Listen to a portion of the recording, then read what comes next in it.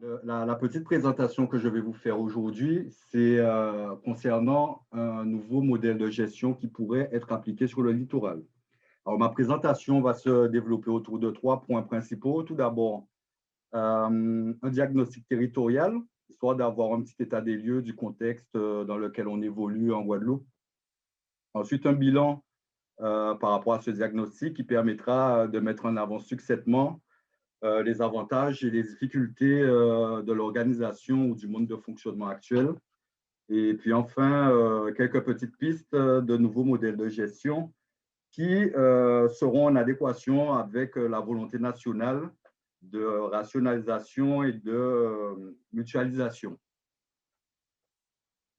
Alors, hop, hop, hop.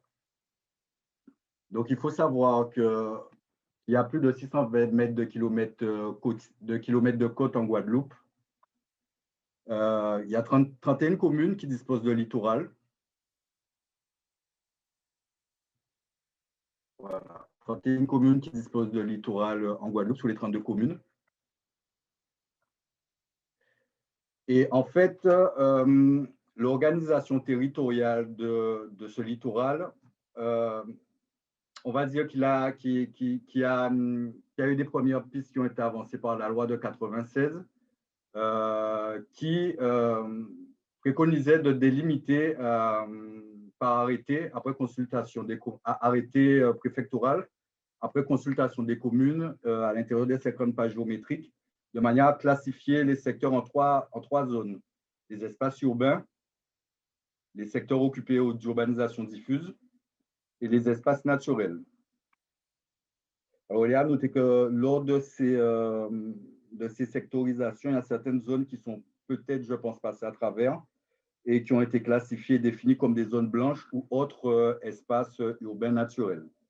Alors, ces premières, il faut savoir qu'il s'agit d'un zonage géographique qui permet de croiser les informations sur les constats d'occupation et les enjeux du secteur à un instant T.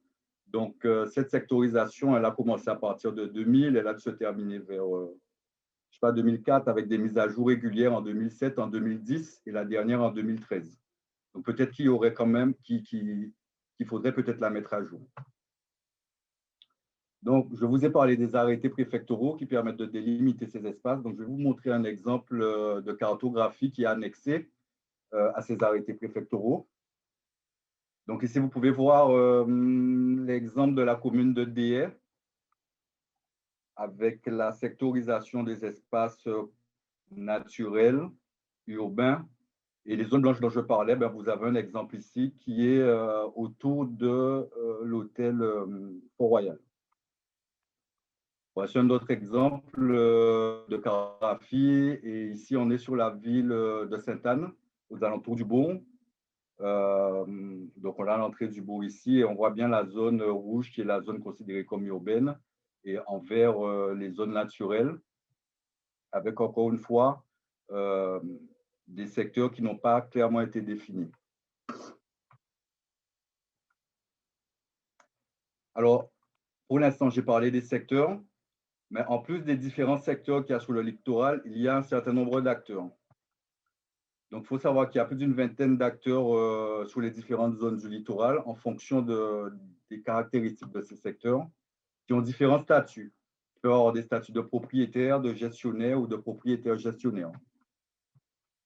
Donc ici, j'ai fait un petit listing des principaux acteurs, mais cette liste n'est pas exhaustive. On va dire que ce sont les acteurs qu'on arrive à identifier le plus facilement, à savoir l'ADEAL, qui intervient sur l'ensemble des secteurs, l'Agence des 50 pages géométriques, qui intervient essentiellement sur les espaces urbains et d'urbanisation diffuse, et sur les espaces naturels, le Conservatoire du littoral, l'ONF, le Parc national. Et puis, on a quand même les collectivités territoriales qui, quand je vais le détailler après, ont quand même des enjeux et ont des missions précises sur ces secteurs. Ainsi que le conseil départemental par rapport à tout ce qui est activité portuaire départementale. Donc, je vais vous présenter succinctement la plupart des acteurs sur toutes les zones, donc on a l'ADEAL qui intervient, qui est un service déconcentré de l'État, qui est rattaché à ces ministères de tutelle et qui est sous l'autorité du préfet, qui a cette orientation stratégique, à savoir de promouvoir le développement durable, de rattraper les retards structurels de la Guadeloupe, concilier préservation de l'environnement et aménagement, en particulier sur le littoral, développer une culture de risque et renforcer la maîtrise.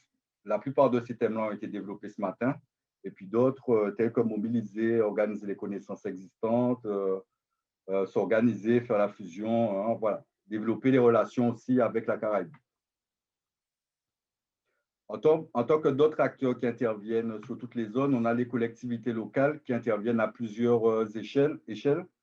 Tout d'abord, en termes de planification, la région ou la planification régionale avec le SAR, le SMVM, je pense que vous en avez parlé un peu ce matin. À l'échelle départementale, avec la gestion des espaces naturels sensibles et le schéma départemental des ports. Au niveau intercommunal, avec les SCOT, les schémas de cohérence territoriale.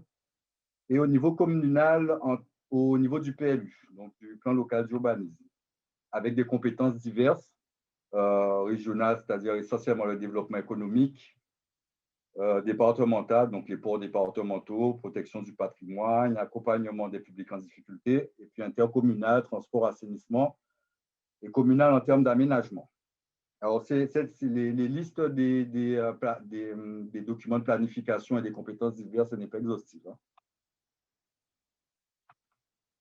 Alors, encore, sur les zones urbaines et d'urbanisation diffuse, on a comme acteur bien identifié l'Agence des 50 pages géométriques, qui est un établissement public à caractère industriel et commercial, qui est gestionnaire, lui, pas propriétaire, pour le compte de l'État, des zones urbaines et d'urbanisation diffuse, pareil, sous l'autorité de ces ministères de tutelle. Il y a 3 grandes missions. La première qui est clairement identifiée, c'est-à-dire l'accompagnement et la régularisation foncière des occupants de ces zones de compétences. La conduite de programmes d'aménagement en collaboration et en pleine concertation avec les communes. Et une troisième mission qui n'est pas trop sûre pour l'instant, je pense, qui est la contribution à la relocalisation, c'est-à-dire l'accompagnement des occupants qui sont essentiellement en zone de menace grave pour les vies humaines. Alors, en zone naturelle, on a le Conservatoire du littoral qui est un acteur identifié dont les enjeux principaux sont la préservation des espaces à fort enjeu naturel. L'Office national des forêts, qui lui intervient en tant que gestionnaire de la forêt domaniale. Il y a 4 grandes missions, c'est-à-dire la gestion durable des forêts avec la préservation de la biodiversité, l'aménagement et l'entretien de sentiers forestiers, la prévention des risques naturels. Donc, on parle en termes de risques naturels, c'est défense contre les incendies, stabilisation de dunes, ainsi de suite. Et des prestations diverses qui peuvent réaliser pour le compte de privés ou de collectivités. On a le Parc national de la Guadeloupe aussi, qui est un gestionnaire pour le compte de l'État de zones bien définies, qui a trois grands enjeux, c'est-à-dire connaître et protéger, accueillir et sensibiliser, et accompagner le développement durable.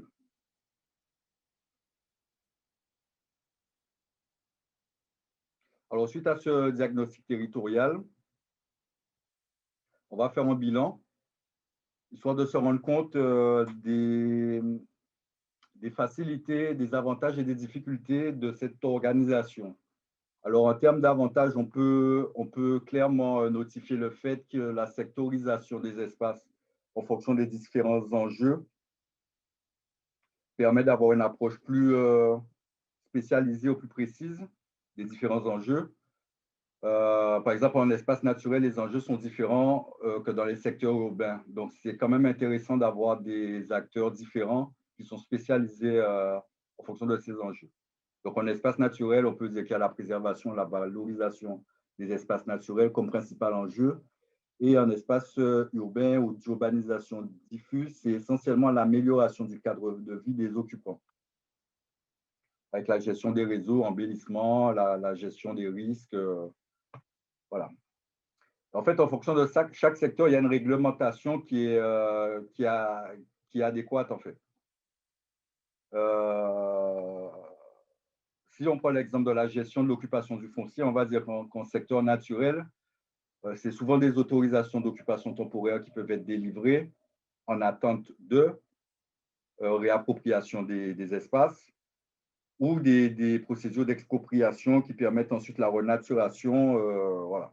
Tandis qu'en secteur urbain, on est plus sur une gestion foncière qui amène à la régularisation, donc le cœur de métier de l'Agence des 50 plages géométriques. Ils peuvent aussi amener à permettre d'avoir des autorisations d'occupation temporaire, mais qui, elles, on va dire,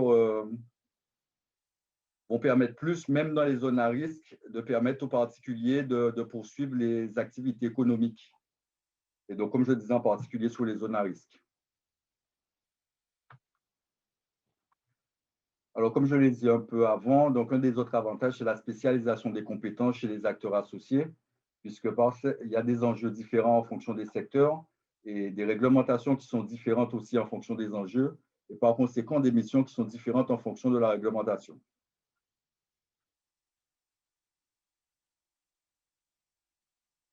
Alors, certains de ces inconvénients peuvent être, à mon sens, un public qui peut être perdu entre les différents organismes. Je vais donner des exemples. Quand on parle de régularisation foncière sur les 50 pages géométriques, donc sur ces zones de compétences, sur les zones urbanisées, d'urbanisation diffuse, il n'est pas rare que des particuliers, voire même des acteurs publics, fassent des demandes de régularisation sur des secteurs naturels. Donc, ça veut dire que même des acteurs publics ne sont pas totalement à même au fait de cette sectorisation et des différents acteurs qui interviennent sur les différents secteurs. Ensuite, on va dire que pour certains sujets transversaux, il peut y avoir des délais de traitement qui sont importants puisque ça va passer d'instance en instance, l'une après l'autre, puisqu'on s'est rendu compte que voilà, la demande a été adressée au mauvais organisme qui va rediriger vers un autre et puis ainsi de suite. Et même pour les sujets transversaux d'aménagement ou autres, ça peut être compliqué de fédérer l'ensemble des acteurs. Et puis un cloisonnement des financements sur les projets, voire des doublons. Je peux donner l'exemple d'une opération qu'on mène à ADF où on fait de la restructuration des réseaux d'assainissement, enfin la reprise et la création. Et en fait, on a conventionné avec la ville, mais pour avoir accès aux financements qui sont attribués pour la reprise des réseaux d'eau usés, on est quand même obligé d'avoir des autorisations de la communauté d'agglo qui est compétente pour cette matière-là. Et on peut se dire que la synergie n'est pas forcément évidente et ça peut être un frein à certains projets.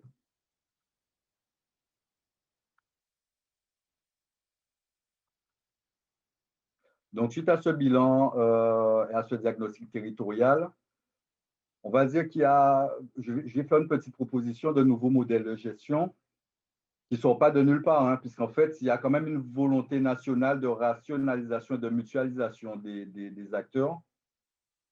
Par exemple, par la création de l'ANCT, donc l'Agence nationale pour la cohésion des territoires, qui est entre guillemets un rôle de fabrique des projets qui peut venir en aide aux collectivités, qui doit venir en aide aux collectivités pour mener à bien leurs projets. Donc, ça permet de concrétiser les projets du territoire, de s'adapter au plus près aux besoins et de faire face aux nouveaux défis. Alors, cette ANCT, elle a été créée le 1er janvier 2020 et il faut savoir que c'est le préfet qui en est le délégué territorial. Cette agence, elle a pour mission de conseiller, comme je disais, d'accompagner les collectivités territoriales et le regroupement dans la conception, la définition et la mise en œuvre de leurs projets. Elle constitue un genre de guichet unique pour les collectivités territoriales qui permettent de faciliter ensuite l'accès aux ressources nécessaires. Donc, quand je parle de ressources, c'est ingénierie technique et financière, des ressources en termes de partenariat, de subventions et consorts. Et en fait, pour concrétiser ce projet, cette agence, elle adapte son action au plus près aux besoins du territoire et développe des programmes d'appui innovants pour répondre aux enjeux et renforcer la cohésion des territoires. Alors, il faut savoir que cette volonté nationale, elle est déclinée localement par la création du CLCT, donc du Comité local de cohésion territoriale, qui a pour objectif de construire une feuille de route partagée avec l'ensemble des acteurs du territoire et qui aussi se permet d'être une instance de dialogue entre les différents acteurs. Alors, cette volonté qui est déclinée localement, alors la directrice de l'agence va peut-être donner un peu plus d'informations, mais il y a eu des premières réunions qui ont eu lieu pour la création de ce CLCT en Guadeloupe sous la direction du préfet. Et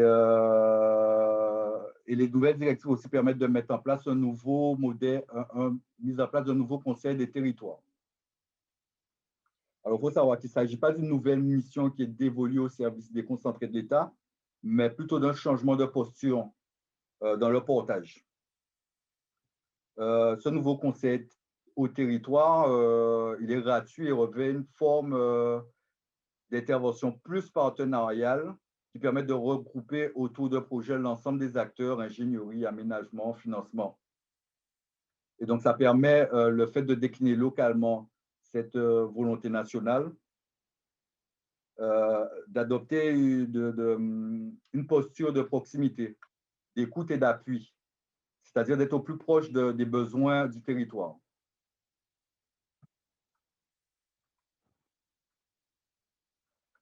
Alors, pour illustrer un peu et donner des pistes par rapport à ces préconisations qui viennent du national et que, comme j'ai dit, qui sont déclinées localement, on pourrait s'imaginer un même type de fonctionnement, mais pour les secteurs littoraux. Et ce nouveau type de fonctionnement permettrait de mettre en place, par exemple, un guichet unique sur l'ensemble du littoral, c'est-à-dire que un particulier, au lieu de venir toquer soit à l'agence des 50 pas, soit à la préfecture, soit à la DEAL, soit au conservatoire du littoral, qu'en fait, il y ait un seul acteur, un seul guichet unique qui permette de renseigner, d'accompagner, puis d'orienter, que ce soit les personnes publiques que les personnes privées. Parce qu'on peut se rendre compte qu'il y a beaucoup de temps et de dossiers qui peuvent se perdre avec la présence de tous ces acteurs. Et aussi développer un peu plus tout ce qui est partenariat, interstructure, comme je le disais auparavant pour le traitement de sujets transversaux, qui permettrait ensuite de faire une gestion opérationnelle ventilée et de mettre en place des commissions de suivi et de validation. Alors, officieusement, on travaille quand même en pleine collaboration avec les différents organismes de l'État. Si je prends l'exemple pour la régularisation foncière qu'on mène à l'agence, on a mis en place des systèmes de comices et de COTEC, donc de commissions techniques et de commissions interservices entre l'agence, la DEAL, les collectivités locales, qui permettent de donner des avis, que tout le monde soit au courant et permettent de donner des avis sur des dossiers de régularisation. Un autre type d'exemple de travail de collaboration qu'il y a pu y avoir, c'est entre l'agence et le conservatoire du littoral. On a fait un petit travail de fourmi puisqu'on s'est rendu compte que si vous vous souvenez bien de la première partie, qu'il y a une sectorisation des espaces, il y a certaines parcelles ou certains espaces qui sont en zone urbanisée qui ne devraient peut-être pas l'être quand on fait le diagnostic au jour d'aujourd'hui.